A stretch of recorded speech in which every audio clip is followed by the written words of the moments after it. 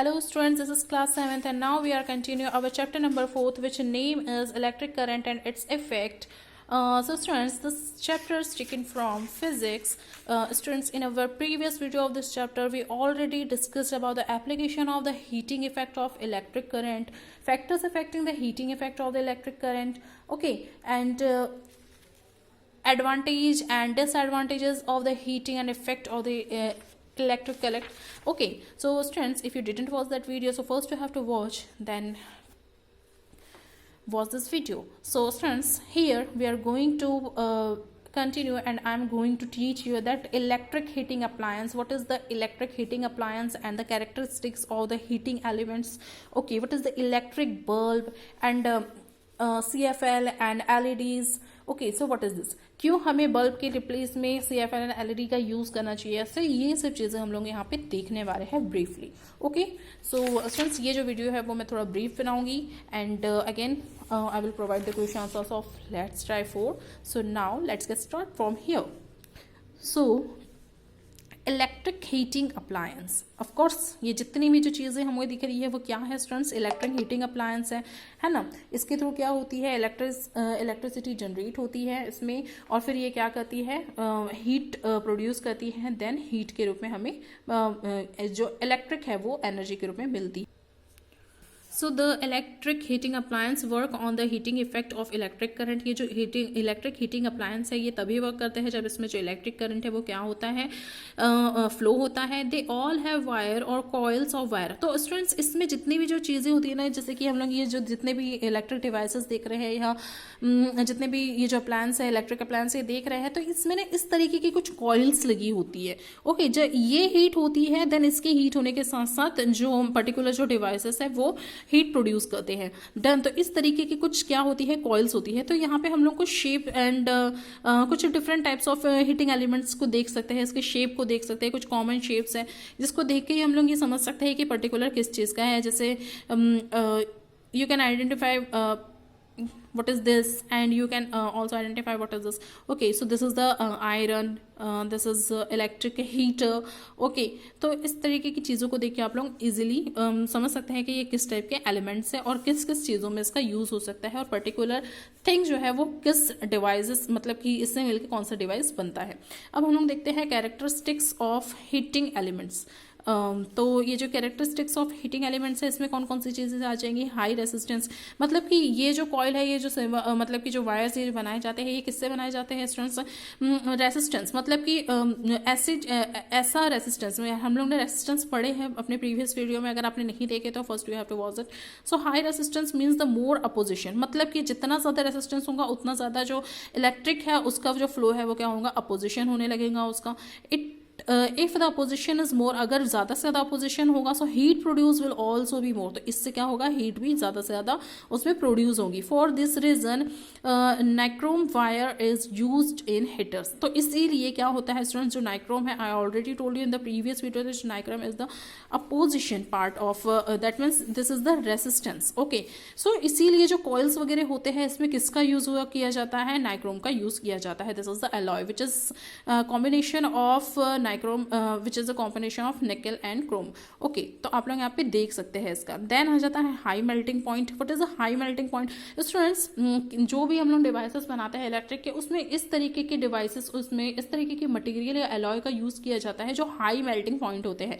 ऐसे वायर या ऐसे मटेरियल्स का यूज नहीं किया जाएगा जो लो मेल्टिंग पॉइंट होता है ना, क्योंकि जो जब इलेक्ट्रिक जब जनरेट होती है किसी भी डिवाइस में तो वो क्या करती है, हीट प्रोड्यूस करती है, गर्म होती है, जिसकी वजह से क्या होता है उसमें मेल्ट होने का खतरा रहता है. दैट्स वाई हम क्या करते हैं उसमें हाई मेल्टिंग पॉइंट वाले जितने भी जो मटेरियल्स है उसका यूज किया जाता है.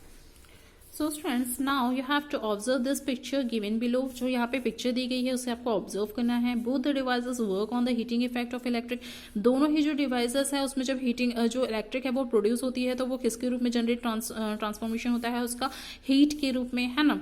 So does a bulb and a room heater have same length and thickness of heating element.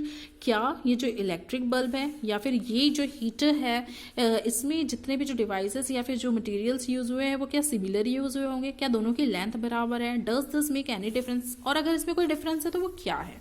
The heating element in an electric bulb is shorter in length and less thick as compared to that of a room heaters, and therefore the heat produced in a bulb is less than that in a heater. तो students यहाँ पे जो heater है and जो bulb है इसमें क्या changes है भाई, बल्ब तो छोटा है लेंथ में, हीटर बड़ा है। ओके इसमें जो एलिमेंट्स यूज हुए हैं वो भी कंपेयर देन छोटे हैं बल्ब में एंड हीटर में बड़े हैं। ओके काफ़ी बल्कि से जो है इसमें एलिमेंट्स यूज किए गए हैं। इस वजह से क्या होता है स्टूडेंट कि जो बल्ब है उसकी जो हीटिंग पॉइंट है वो कम है कंपेयर देन किसके, रूम हीटर के, यानी कि जो रूम हीटर है वो ज़्यादा गर्म करता है रूम को। ओके ज़्यादा मतलब बल्ब का उतना ज़्यादा आपको फील नहीं होता, समझ में नहीं आता जब तक कि आप उसको टच ना करें, बट जो रूम हीटर है आपको without touching you can feel. Okay so the amount of heat produce depends upon the materials. अब भाई ये जो हीट है ये किस पे डिपेंड करता है स्टूडेंट्स, मटेरियल पे, लेंथ पे, थिकनेस पे। Okay so therefore different appliance have different materials. तो इसी तरीके से जो अलग अलग डिवाइसेस होते हैं, अलग अलग अप्लायंस होते हैं, उसमें अलग अलग मटेरियल क्या करके जाता है, यूज किया जाता है। Different thickness and different length of heating elements depending on their function. तो भाई उसका फंक्शन क्या है, पर्टिकुलर जो डिवाइस उसका फंक्शन क्या है। अब जैसे बल्ब है, बल्ब का फंक्शन क्या है, हम लोग बेसिकली जो बल्ब है उसको रोशनी के लिए, लाइट के लिए यूज करते हैं। अब उसको थोड़ी ना रूम को गर्म करने के लिए यूज किया जाता है ना। बट जो रूम हीटर है उसका काम क्या है भाई, अगर उसकी रोशनी कम भी रहे तो हमको चलता है, बट वो रूम को गर्म करना चाहिए, डन। तो उसका पर्टिकुलर जो अप्लायंस उसका फंक्शन क्या है इस पर भी डिपेंड करता है। अब आ जाते हैं हम लोग नेक्स्ट स्लॉट पे, which is the incandescent bulb.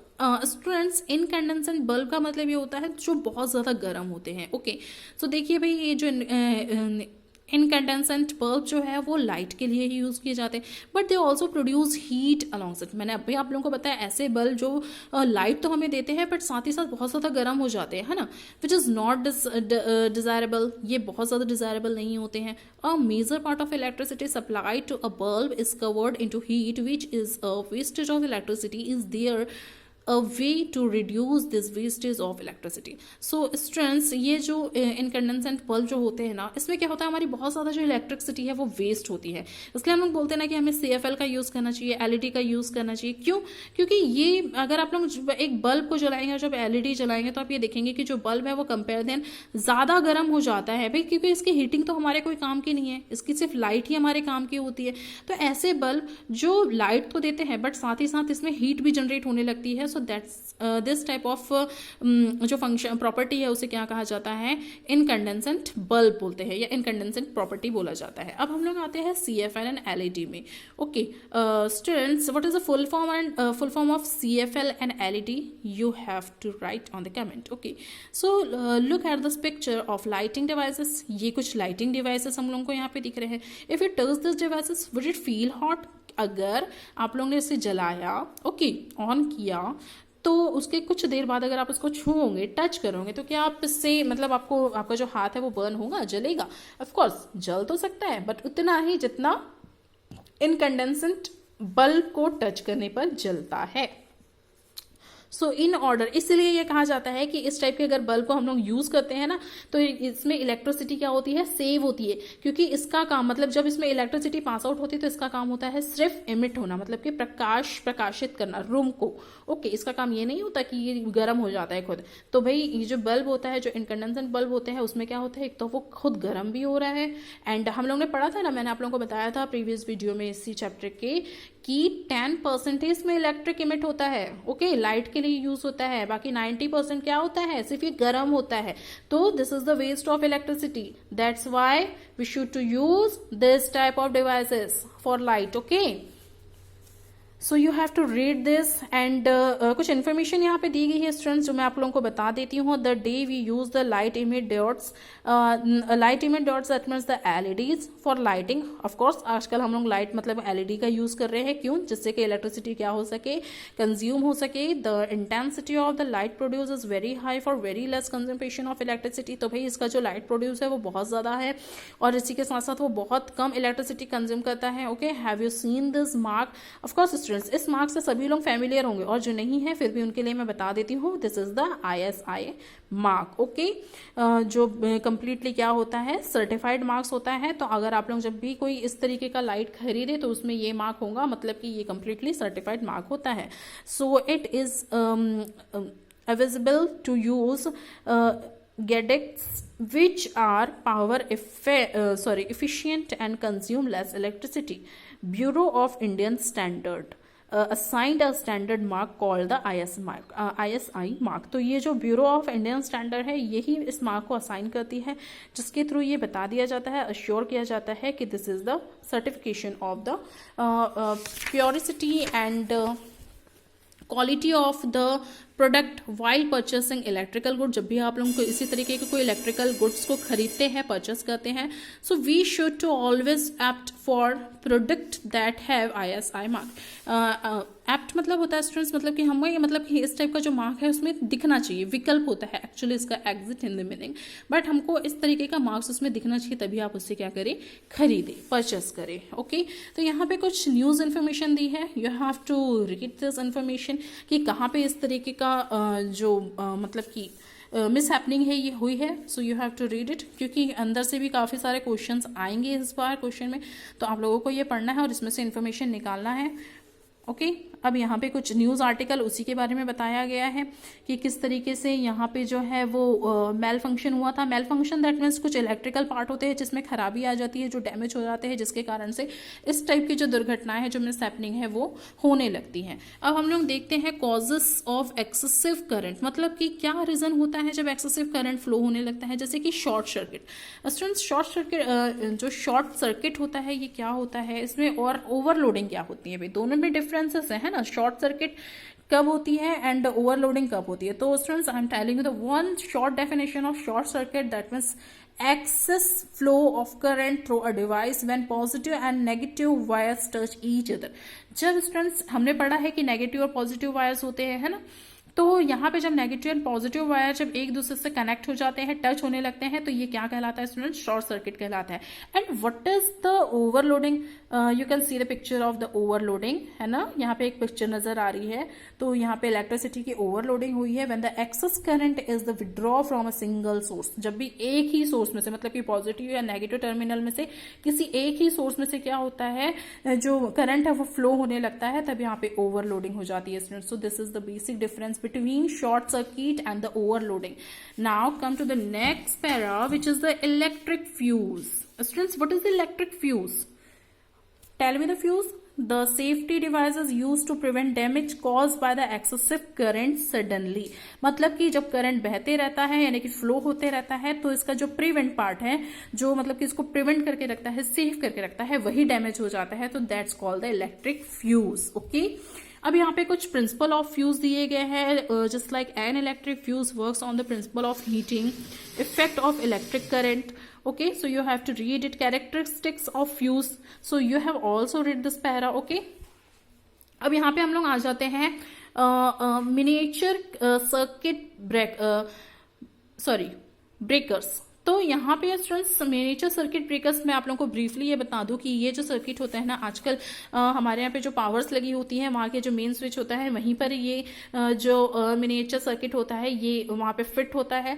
तो देखिए भाई, अगर इस टाइप की, जैसे कि शॉर्ट सर्किट हो गया, या फिर इस टाइप की जो ओवरलोडिंग हो गई, या फिर इलेक्ट्रिक फ्यूज होगा, तो अगर इस टाइप की कुछ भी मिस हैपनिंग होती है, तो यहाँ पे जो डिवाइस है ये क्या कर देता है, इलेक्ट्रिसिटी को ब्रेक कर देता है। मतलब कि ये जो फ्यूज है ये नीचे में डाउन हो जाता है, गिर जाता है, जिससे जो पूरा करंट है वो पास होना बंद हो जाता है।